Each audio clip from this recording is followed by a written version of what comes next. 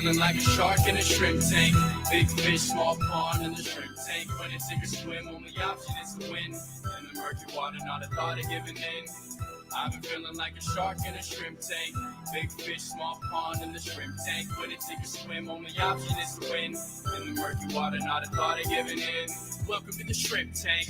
Want to put it all together. This is big things. Doing big things. Chasing big dreams. Yeah, it's all real. This life's all that it seems. All the chicks scream. All the dudes yell. This is just what I do, and I do it well. With the flow fresher than the new shoe smell. Going through hell, but homie, keep going. You know the saying, you can reap what you sow in. So I don't chase girls. I just chase dreams. Play the same game, but we ain't in the same league. Running a campaign, Roadie 2016. Like from the die, putting me in charge. I'm a general from the front, I'm a lead in charge. Like a federal, fell on my lap never. Going hard as ever.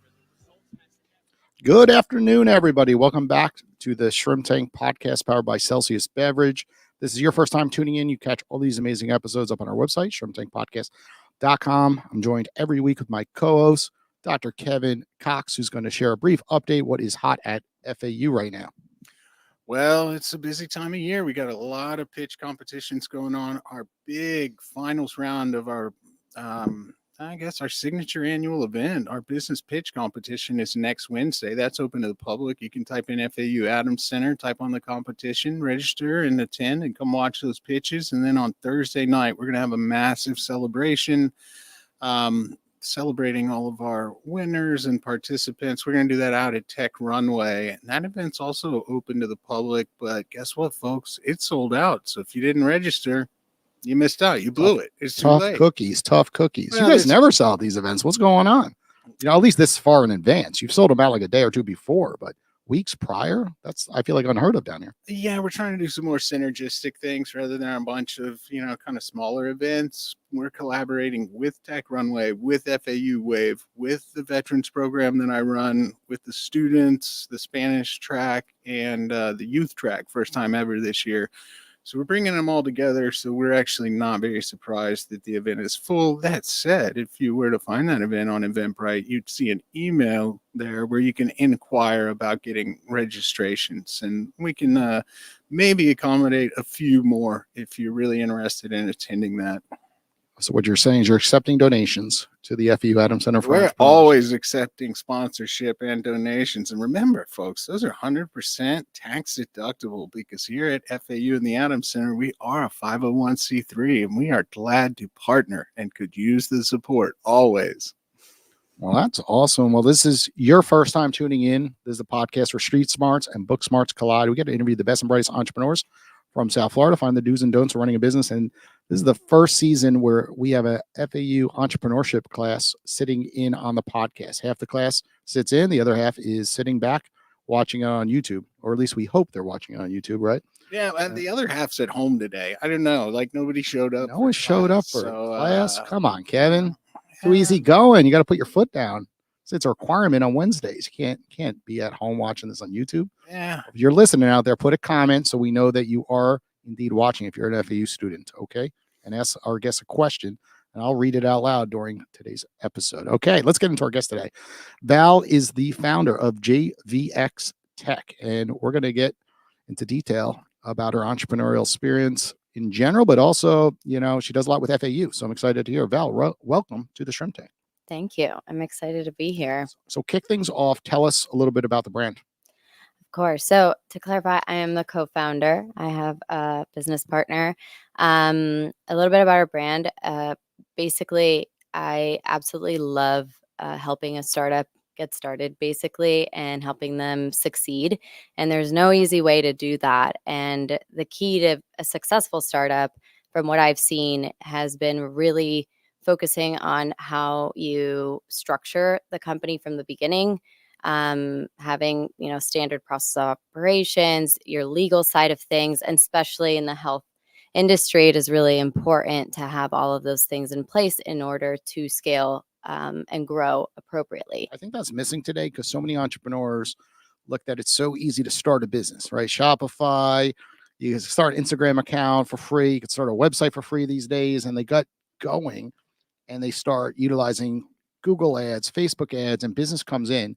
but their terms and conditions were completely faked, right, on ChatGPT. Then the legal side, like, just it's not really tying to their brand, and often it runs them into trouble, and especially healthcare. Like, they start hiring employees, and they don't know what they're doing. They go Right. to a payroll service, but that's like one side of the issues there, But then, Right. like, hell yeah, I mean, when you got orders coming in, you got to react quick, and a lot of people get into trouble, Right. right? So speak about on the healthcare side, that seems to be your niche.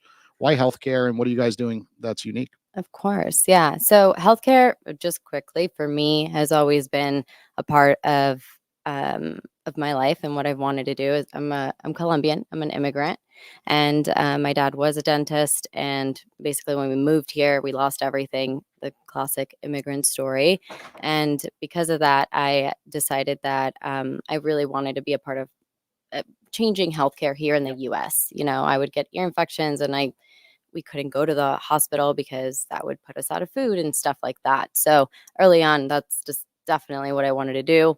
Um, I was here at FAU actually getting my bachelor's in exercise science, and I was teaching Spanish to executives. And that's where I really learned a little bit about business, and decided to mix that with healthcare, and got my master's in health administration here. And really what I've seen is that in the healthcare industry, business can get really messy. And like what we were saying in the beginning, when startups just start hiring, right? They grow really fast. I moved out to Silicon Valley, and I was employee 6 at a startup there. Sure. And basically, I started seeing that when I was talking to other companies that were also hiring that fast, they didn't have a process in place. And so because of that, then you'd have turnover, then you'd have a group of people that weren't working together well, or just like there was a drama in the business. Hard. And Yeah. no, you can have all the vision and no process and break. You have to have all the right components, and part of that is the legal side, the people operations, what they call it now, which is talent acquisition, human resources, and employee experience. So explain the niche that you go into now, and then, like, how does Yeah. the process start where they hire you Yeah. and fix a lot of these problems that they have? So the niche is basically health tech companies that are anywhere from, like, I mean, they could be from seed all the way to C, but really we come in different approaches, but really solving one problem. One would be like if you just need your organizational documents, that's where my business partner can come in and set that up for them. And even I'll do the operations or hiring or giving them a plan, right? And then they can take it from there. That's one approach. Another way that we help them is, as an example, a company that knows that they need to hire a ton of people, or even like a VP or C level or director level of human resources, but they don't even know where to start, or they have no clue. And if you hire the wrong person, then you hire a ton of wrong people. So coming in as a fractional and just giving them a gap analysis, educating them on what they need for their business, coming in on that front as legal, HR, and operations, and then hiring for them, and then staying as an advisor. Yeah, so I was really excited to have you on the show today. Most people who listen to this already know, working with startups is primarily what I do, the overwhelming majority of my time, and it's what I've done for the past decade, right? So I was very curious to learn a little bit more about your business model, because given the amount of startups I work with, I'm often encouraged by people to, why don't you start a consulting? You're kind of losing your mind. I work with typically 40 to 60 companies at a time, and they all want something or have a problem or just start emailing me. Probably during this show. I'll get back to you. Make them call you on Owl, Kevin. Make them put in the work. The problem is, right, in terms of like, well, I could, basically paid gate that, but they are terrible customers typically, right? They never have any money for the most part, because they're startups, or if they do, they're burning right through it so fast. It sounds like you work with companies, primarily those that are past their first round of fundraising, but how do you navigate startups as a customer, which I know are, tricky? Yeah, I think finding a way to add value is through the relationships that I've already created, right? Like I have helped startups start from ground up, build them up. So from that comes my network, right? The previous company that I worked with, our CEO, she's part of some VC firms, and my mentor is also part of some of those. And honestly, word of mouth of understanding what company I'm coming into, understanding their state of business, understanding if it's the right fit, and coming in from that approach has been like the founding of who I work with, basically. Okay, tell us a little bit more about those companies and those customers. Health is super broad. Yeah. So is it all things health really? Is it primarily Yeah. pharmaceuticals, patient care? Yeah. Yeah, it could be anything. Is it all of the above, or does it tend to be usually in this area of Yeah. healthcare?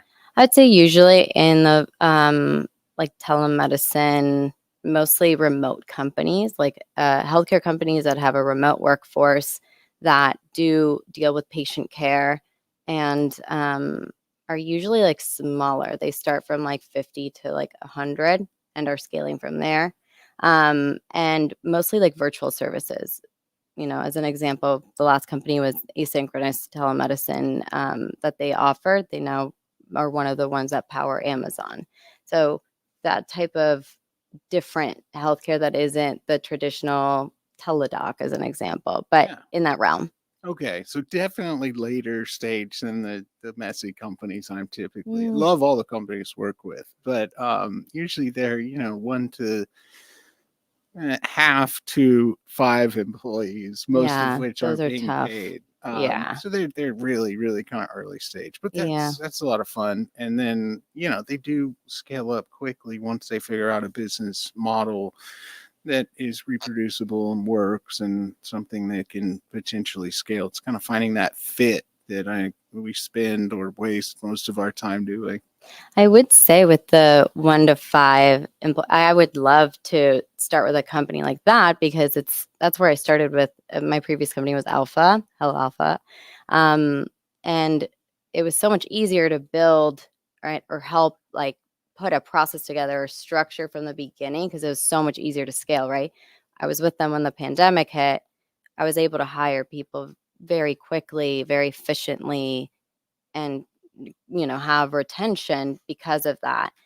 If I come into a business that they didn't have that from the beginning, it's more of a cleanup process. Yeah. So Well, I'm glad to hear that, because I'm going to give you at least one lead right after the show today that is right there in that position and really needs some kind of operational support. So I can already think of at least one person and maybe two that are local South Florida companies in healthcare, and both, in my opinion, have really really attractive kind of business ideas, but they're both very heavy lifts. Like, yeah. it will take, like most things in healthcare, a lot to scale, but they could be tremendously impactful, not just in terms of printing money, but also delivering better care to patients Right. faster, developing new drugs faster, or getting people or drugs through clinical trials faster. Mm. And how many customers do you take on at once? Or clients? It varies. I'll say this. I have a lot of different resources I will tap into if I have too many customers. Does that make sense? What's a ballpark though? Are we talking Right. 5 to Let's 10, let's 10 to see. 20, 30 to 40? Like, No, not right now. because you get your hands, No. so involved with these brands, they need a lot of you. There's Exactly. only, you have the skill set. You can't just duplicate yourself times 20, right? No, Like what you're agreed. talking about is really sensitive to their company. You need to get in there and learn so much about their brand, their Mhm. CRM technology, the benefits they use, and the list keeps going on and on with Yeah. all their processes. Of So, course. okay. I would say, so I'll tell you right now, I just got married, so I scaled back. Gotcha. So right now I have I have 3 clients, and one of them has been with me for a little bit. Okay. So it's more takes a lot of my time, but I'm already well versed in everything, so it's a little bit more seamless. Sure. So that's currently like where I'm at. My business partner I know has about 6 or 7 Okay. clients. And so it just depends on the work and like what the project is, and we're still as a company scaling to be able to reach more, but I would advise any company to do it smart and slowly, and never like at the expense of like the experience for patients or clients. Okay, so I want to go backwards in time a little bit, talk about, before this company started, how did you get going? Did you get mentorship from parents? Did you get it from professors? Like, how did you really become this entrepreneur you are today? And then, of course, just having a partner, in business, right? You just mentioned that partner has more clients, and then all of a sudden there could be frustration depending on how the payouts are and how to even come up with the payouts for that type of business. Yeah. So I want to get through, just you as an entrepreneur in the business under the hood, not just like the client, side of things. Yeah. Okay. So for me, as I shared a little bit, I'm Colombian immigrant. My dad, that fuels in me the want to have them not to take care of me early on. So I couldn't work early on. So that's why I was teaching Spanish, because I found myself to be very resourceful early on. And I nannied. And so when I graduated with my bachelor's, I got into the master's program, but I didn't want my family to pay for it. So then this is an example of not taking no for an answer, but I was told that there was no graduate assistant positions for the master's program, and I really wanted one because it's great, and they pay like 50% of, I think they pay 90% of your tuition plus your books, and you get paid part-time, which is Not a great. bad deal. Yeah. Anyway, so I was told there was no positions, and so I printed out my resume and a cover letter, and I delivered it all across this campus in every single department. Old school. And Out there. when We was call that door knocking in when our was this? You're gonna date me. Let's see. I think it was 2014. So yeah, 2014. well, There was that's still not- social media. There's still stuff. That's not that long ago. Yeah. So I mean, but the old school way catches people's attention because you're so used to just ignoring your email sometimes. Let's be honest. So, anyways, the health administration department called me a week before the program started that a position opened up. So I ended up working with them, and that department is just amazing. But I dove into every opportunity just because I knew that that's what my parents worked hard to do, and so I wanted to honor that. And so I learned as much as I could from them. I would sit in like the offices with them. I'd ask them questions. They would tell me there's an event. I would go. I would sign up for everything. Was it comfortable? No, but I always decided to put myself in those uncomfortable situations, just because I knew it would help me grow. And if I wanted to be something or somewhere, like just doing that, as much as I didn't want to a lot of the time. So I constantly put myself in those situations that I think is important for students to do. And from there, actually, with Pierre, and he actually had just begun in that program, which is why I was excited. So I wrote my first research paper with him, and he sent me off. Well, we went to the he would kill me for this. I forget, something economics, and I presented it, and I was terrified. So that was my first time like really speaking about something I just learned, basically. But I, presented it like I'd known it forever, and I really enjoyed it. So from that, I ended up in the stem cell industry. I graduated, and I started working with actually Pierre connected me with them, and it was basically they did adipose derived stem cells. And so I worked with a scientist, and I built out their operations. So that was my first like full blown build out, and I created like a blueprint for the clinics, and I would do a lot of the public speaking for her because she was scared of flying. So I did that. Another scary thing, because I mean, I learned it from her, and that's what I was, presenting. And I opened up 5 clinics and ended up connecting with a ton of people in that industry. The FDA shut that down real good. And, but I always really was excited about like changing the way that healthcare worked, or finding new and innovative ways, or like there's always a way to do it. It's just about how, like, challenging yourself. And that's where like I light up. And so that is what I learned from that experience. And then I moved out of San Francisco, and I was, I moved out of San Francisco, and I ended up at Alpha, helloalpha.com. And I was employee 6, and basically I was handed like literally like note, like, what are those called? Post-its. They're like, here's your job. Yeah. They're Here's a like, Post-it. here. Figure it out. And I'm like, what? And we were like in a treat, like I don't know. It was like this office. It was like half an office. It was all open, so everybody could hear you. But there was like one closet that was the like conference room. It was very Silicon Valley, and I was constantly overdressed because everybody was like very down. Anyway, so it was a really cool experience, and I loved the mission. And I told myself, like, if I worked for any company out there, I'd really, really be excited about it. And so I got to work with engineers, the designers, the CEO, the chief medical officer, and basically you just build, right? You just start creating, building, and innovating. And we had 100 patients. We ended up growing it. I think they have like 50,000 patients now or more that they've served.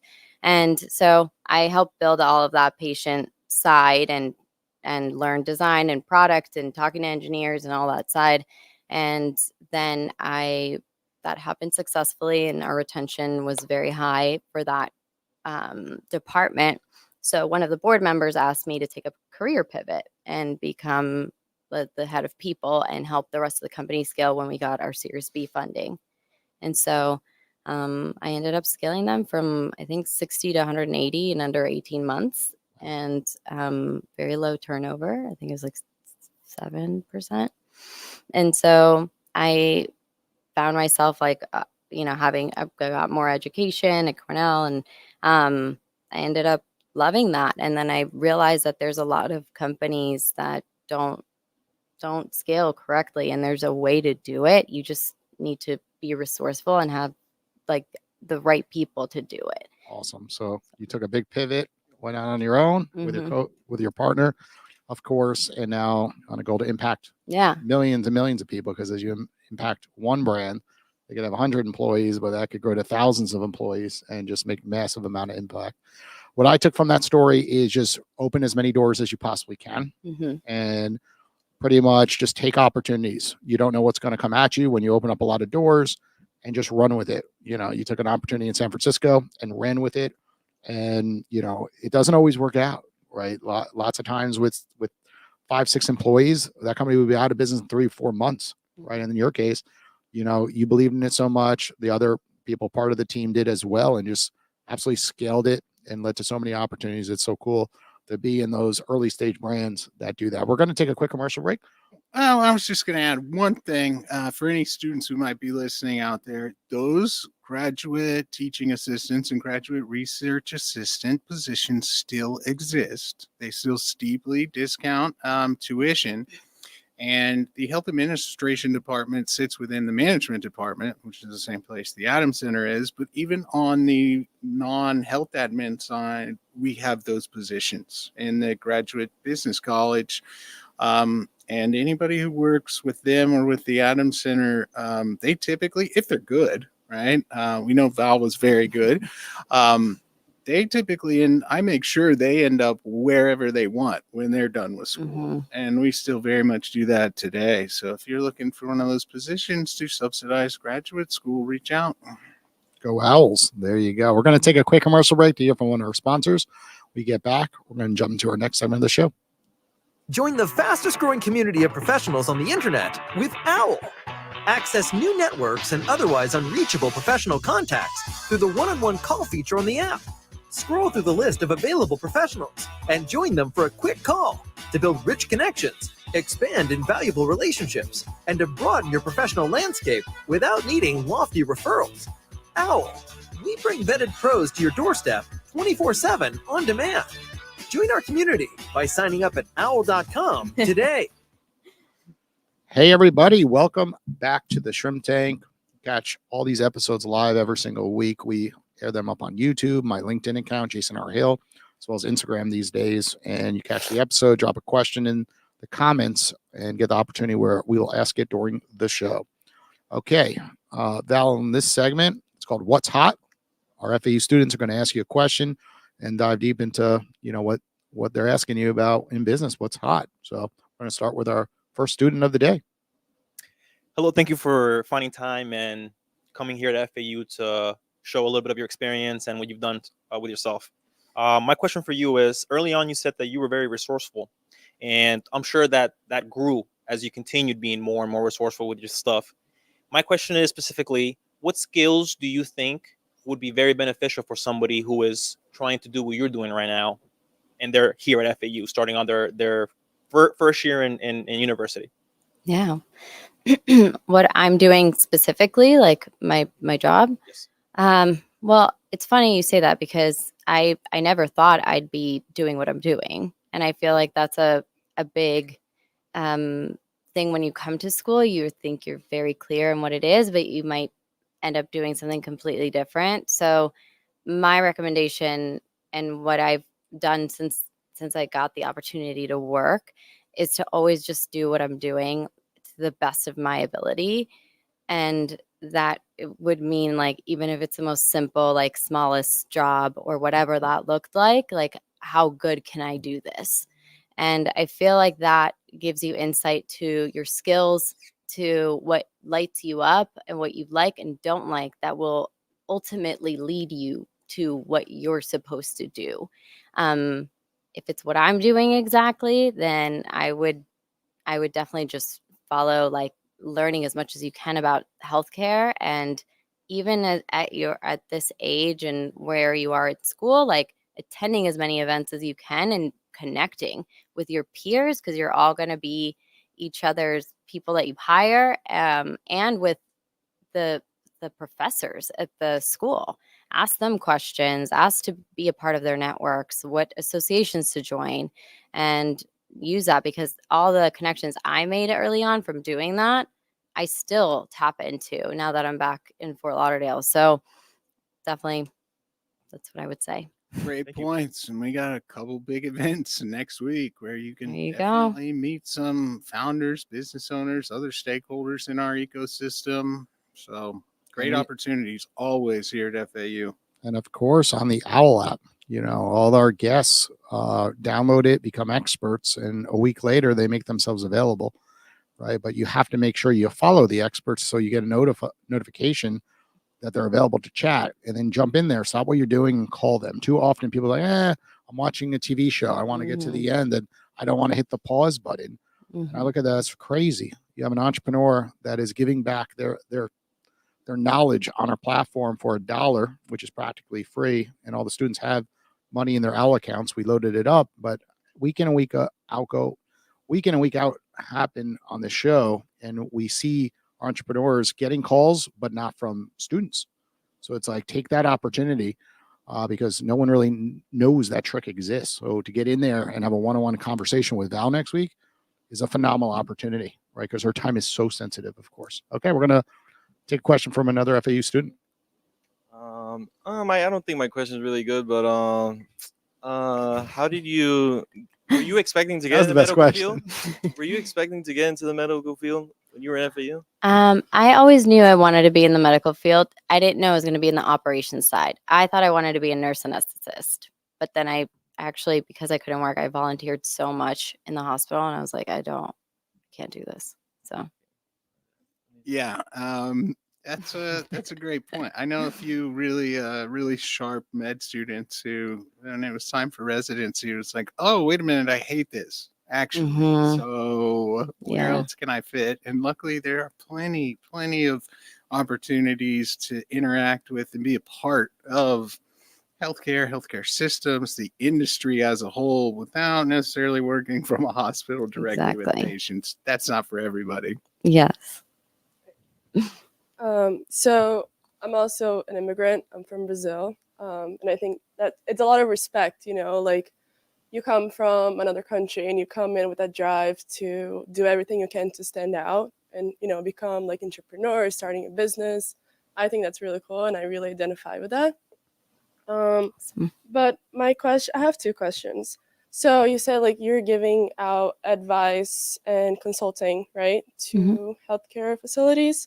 So when you do that, do you also tap into the science side of thing, or you just kind of help build out that business structure? Yeah, that's a great question. I work with doctors and nurse practitioners and RNs and whoever it is on the scientific side to get whatever it is that we need. So I've learned a lot, but I'm not, a doctor or anything like that. And I make that very clear with whatever it is that we build out. But I learned so much. I collaborate with them a lot. Gotcha. And then another question is, if you have any competition, any other like advising companies like you, like what do you do to really stand out from them?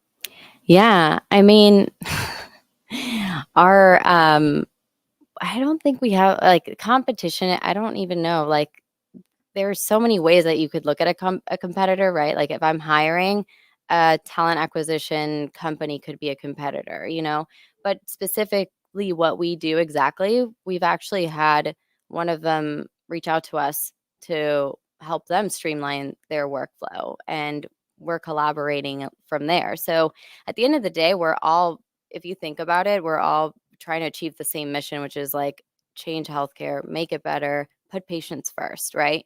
So we can, just like we do that with any company, right? That's how you relieve it of drama. You just focus on the mission, right? If we could do that collectively, then it's not necessarily a competitor. I'll find a way to work with you, So looking at it that way versus like making it, intimidating.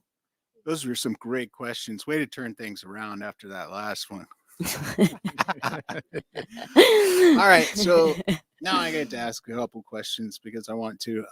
So it can be one of your clients, or it can be just something you've read about, or someone you want to be one of your clients. What is the hottest thing in healthcare? It can be a technology, a pharmaceutical. What's hot? The hottest thing in healthcare. That's up and coming, It's a that loaded maybe you know about.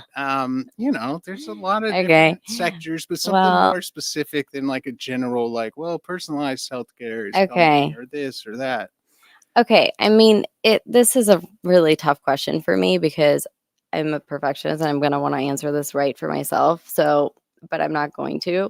But what I will say is I'll share a company that has gotten my attention. Okay. Okay. It's actually a company that my husband works for. It's called RX Redefined, and they're actually changing the DME space. And so, like And what is that for our listeners? the and durable co-hosts? medical equipment. Okay. So it's not that hot, but it's a big, big industry when it comes to healthcare. So, for the audience, usually for DMEs, like there's a company that has reps that go into offices that are able to give the supplies.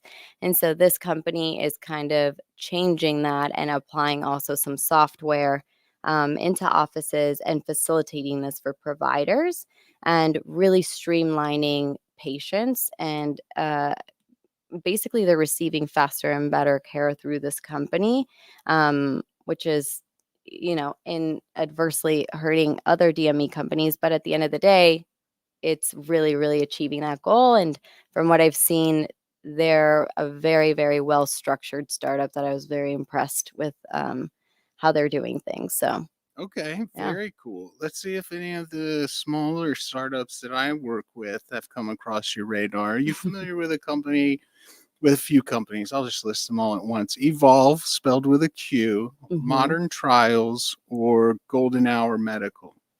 Evolve, I've heard. Yes. But He's a past guest of the Shrimp Tank. That's Andrew Satz, who does AI and machine learning to Okay. identify very high potential molecules. Nice. Biomedical research in 90% less time than you would in a lab. So I love that. pretty interesting. Makes sense. I love AI. That's a whole nother topic for me. Yeah, see, That's I know awesome.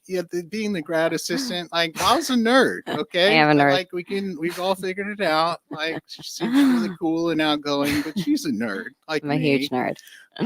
That's why I asked her during the break when she was going to do her executive PhD, and her answer was no. No. So no more school. But I can tell she's done those research presentations, and she said those are exciting. I do those all the time. They're super boring. So like that, these are the clues to me figuring this out. Thank you. I won't out myself as a nerd next time.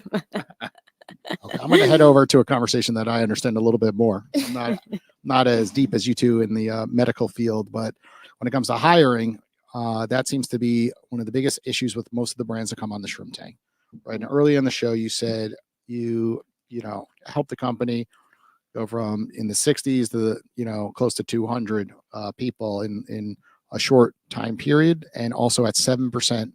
When it came to the retention rate, which is practically impossible, right? Because people are going to come in no matter what happens, get a job offer somewhere else, and be like, ooh, they're paying $40,000 more. I'm going to take it, regardless how good you treat them. Yeah. Right. So tell us, what is hot when it comes to hiring right now, and really to hold people to your brand? Yeah. Well, what's hot in hiring right now? What I've seen work, that scaling came from like refining a structure and hiring from the patient operations side, right? So I was employee 6, but I was literally 1 out of 2 people on the team. And so I scaled that to 35 people. Okay. And in that came some learnings, right? That's where you learn to fail, right? So there was a couple of things that happened that helped me refine the process that I was able to do that so clean. But some of the key things I would say is the process. We stuck to a process, and we were really clear on the vision, really clear on the mission. The compensation was clear. And also the questions that were being asked were streamlined, and our recruiter led that.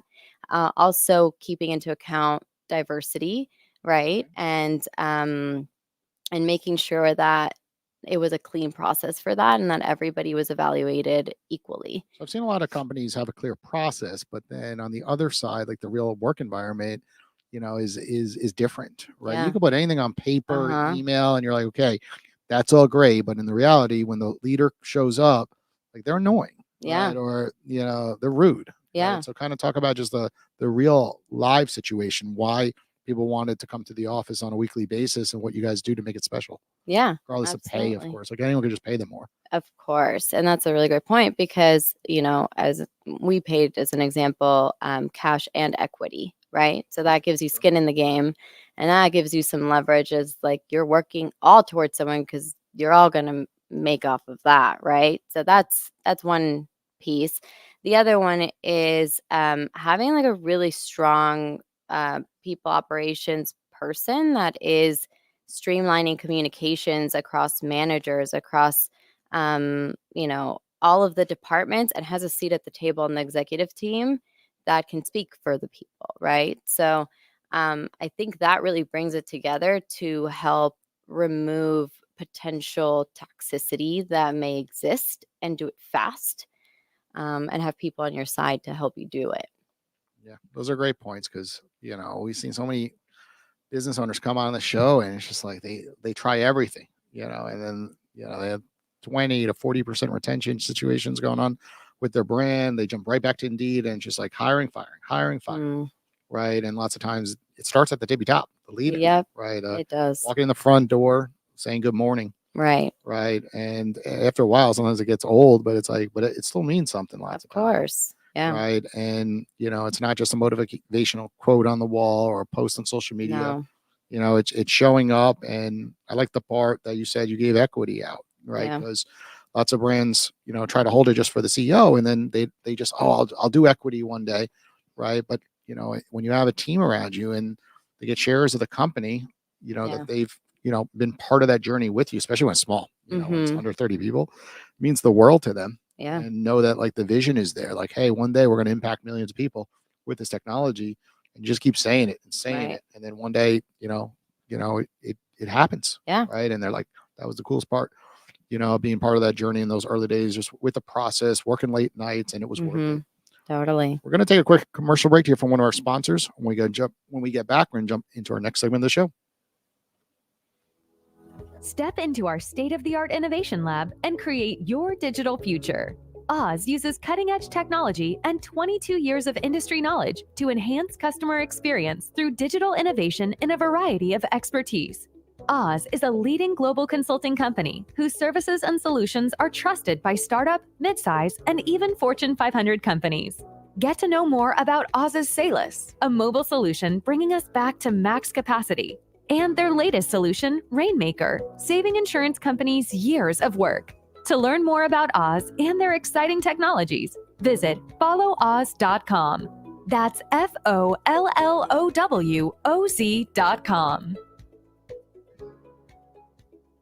Hey, everybody. Welcome back to the Shrimp Tank. That was Oz Digital Consulting. For anyone that did not know, they actually are the ones who built the Owl app.